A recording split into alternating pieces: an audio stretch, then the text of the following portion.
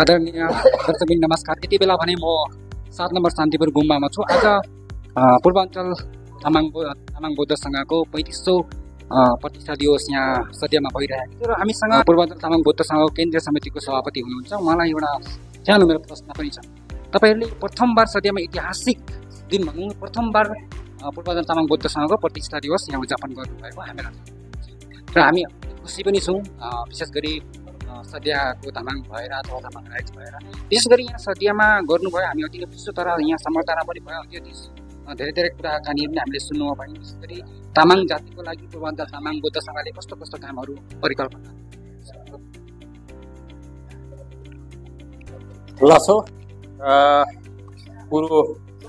पूर्वाञ्चल तामाङ बौद्ध सङ्घ 1990 सालमै हाम्रो पूर्वाञ्चलमा बसोबास गरेको तामाङ जातिको लागि पूर्वाञ्चल तामाङ बौद्ध सङ्घले कस्तो कस्तो कामहरू परिकल्पना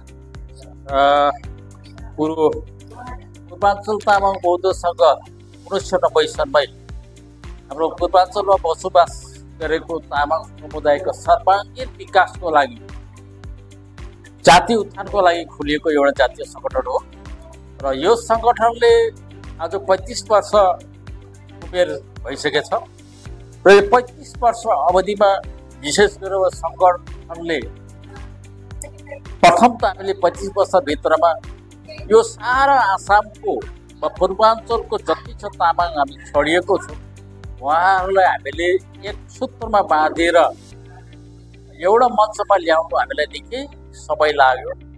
त्यस हुनाले गर्दा हामीले सोचेको कर्महरू हुन सकेन।